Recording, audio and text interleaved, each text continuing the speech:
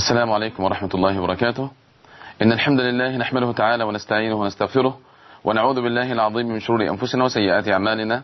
من يهده الله فلا مضل له ومن يضلل فلا هادي له، وأشهد أن لا إله إلا الله وحده لا شريك له، وأشهد أن محمدا عبد الله ورسوله. بلغ الرسالة وأدى الأمانة ونصح لهذه الأمة فكشف الله به الغمة وجاهد في سبيل نصرة هذا الدين حتى أتاه اليقين. يا أيها الذين آمنوا اتقوا الله حق تقاته ولا تموتن إلا وأنتم مسلمون.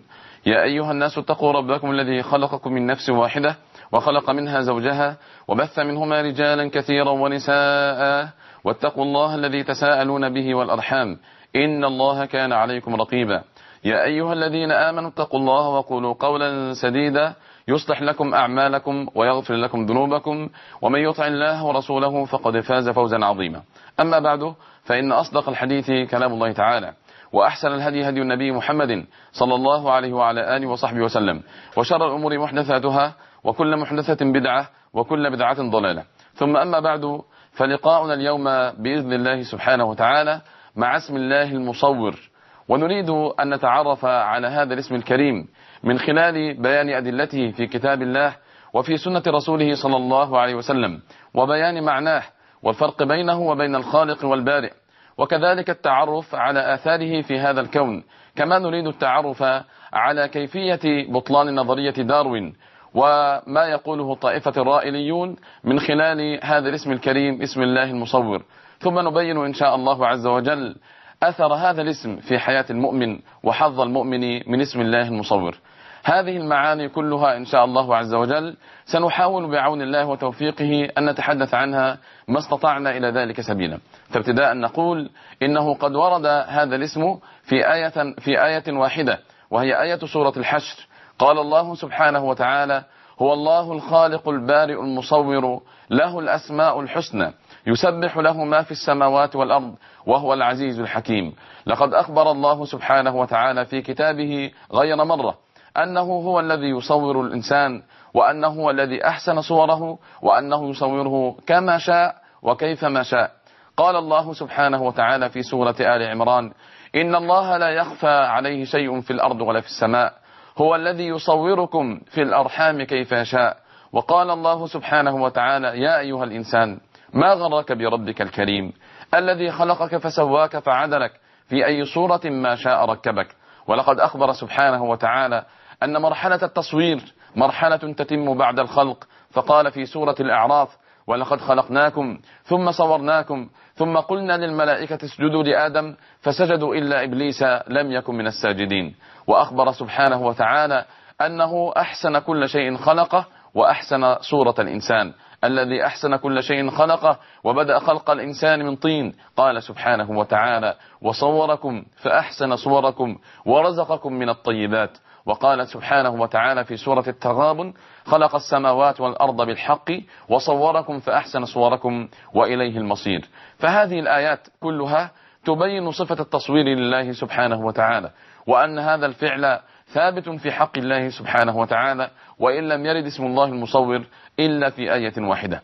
وأما الدليل من السنة على هذا الاسم بما يتضمنه من هذه الصفة فمنه ما أخرجه الإمام مسلم في صحيحه من حديث أنس بن مالك رضي الله تعالى عنه قال: لما قال النبي صلى الله عليه وسلم: لما صور الله آدم في الجنة تركه ما شاء الله أن يتركه، فجعل إبليس يطيف به وينظر إليه، فلما رآه أجوف علم أنه خلق خلقا لا يتمالك. فلما رآه أجوف علم أنه خلق خلقا لا يتمالك. وأخرج الإمام مسلم في صحيحه أيضا من حديث علي بن أبي طالب رضي الله عنه أن النبي صلى الله عليه وسلم كان إذا سجد يقول: سجد وجهي الذي خلقه وصوره، وفي رواية فأحسن صوره، وشق سمعه وبصره، فتبارك الله أحسن الخالقين. هذا بالنسبة للأدلة التي وردت فيها هذه الصفة لله سبحانه وتعالى.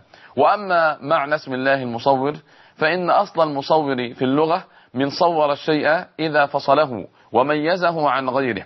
والصورة هي الشكل والهيئة، والصورة هي الشكل والهيئة أو الذات المتميزة بالصفات. ولذلك قال الراغب الأصفهاني في كتابه المفردات في غرائب القرآن إن الصورة على ضربين، على نوعين: صورة حسية يدركها الخاصة والعامة، بل يدركها الإنسان وكثير من الحيوانات، وهي صورة الإنسان والفرس والحمار، وهي تلك الصورة الظاهرة. وهناك صورة أخرى معنوية، قال: كالصورة التي اختص بها الإنسان من العقل والروية والمعاني التي خص بها شيء من شيء. وقال ابن منظور رحمه الله تعالى في لسان العرب: ومن أسماء الله المصور، ومعناه الذي صور جميع الموجودات ورتبها، الذي صور جميع الموجودات ورتبها، فأعطى كل شيء منها صورة خاصة وهيئة مفردة يتميز بها عن غيره على اختلاف الأشياء وكثرتها. وقال الخطبي رحمه الله: المصور الذي أنشأ خلقه على صور مختلفة ليتعارفوا بها. فهذا هو معنى اسم الله المصور، أنه الذي أعطى مخلوقاته أشكالا وهيئات تتميز بها. وهنا نبين الفرق بين اسم الله الخالق واسم الله المصور مع اسم الله البارئ كذلك.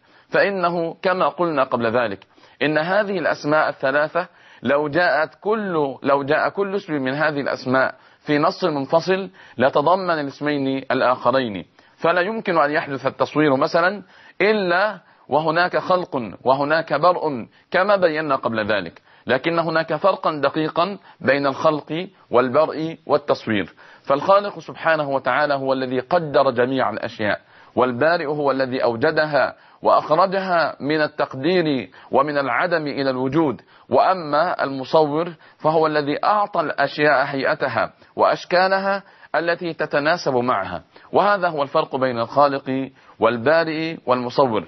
فالخالق هو المقدر، والبارئ هو المنفذ والمخرج والمبرز، وأما المصور فهو الذي يعطي الأشياء هيئتها وأشكالها. والله سبحانه وتعالى المصور هو الذي يعطي الأشياء هيئتها في الظاهر وفي الباطن كذلك. فكما خلق الله سبحانه وتعالى للمخلوقات هيئات ظاهرة، فإنه سبحانه وتعالى صور لها الطباع وجعلها تتميز فيها وتتأثر وتختلف كذلك في هذه الهيئات وهذه الطباع. وهنا نتعرف عن أثر اسم الله في الكون.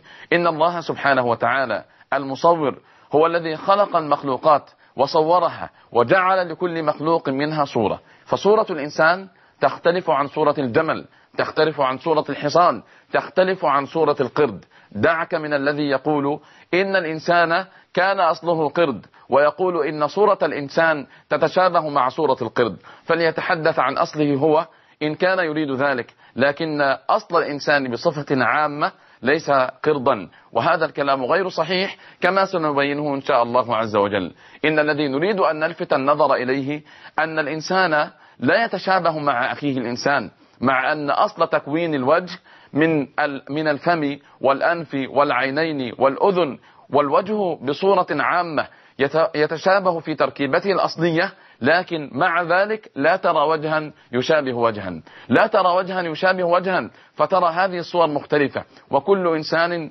يعرف أخاه حتى في الحالات النادرة وهي حالة التوائم. فلو تشابه اثنان في الصورة إلى حد بعيد فلا شك أن هناك فرقا بين الصورتين في الظاهر، ولو كان هذا الفرق ضئيلا جدا. نعم، ولا شك كذلك أنهما وإن تشابه إلى حد بعيد يصعب معه معرفة الفرق، فلا شك أن هناك فرقا في الطباع واختلافا في الصفات. فهذه له إرادة تختلف عن إرادة هذا، فهذا له إرادة تختلف عن إرادة هذا، وهذا له طباع تختلف عن طباع هذا. وسبحان الله، فأنت ترى الأخوين يولدان في بيئة واحدة من أم واحدة ومن أب واحد، ومع ذلك تختلف صفاتهم وتختلف ميولهم، وهذا نراه في الواقع، وهذا من إعجاز الله المصور سبحانه وتعالى. بل إن الأمر العجيب أن بعض الناس قد يظن أن هناك تشابها بين جنس معين أو بين صنف معين من المخلوقات،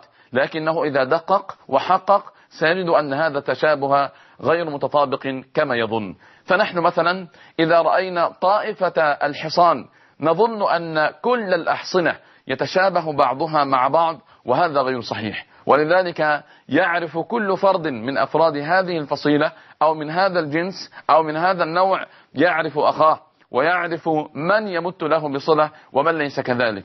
إننا في واقعنا معشر البشر يرى بعضنا أن هناك تشابها في بعض الجنسيات إلى حد بعيد يصعب معه التفريق، وهذا عند التحقيق والتدقيق يكون غير صحيح. فمثلا إذا رأينا مجموعة من اليابانيين ظننا أن كل اليابانيين لهم شكل واحد لا يختلف، وهذا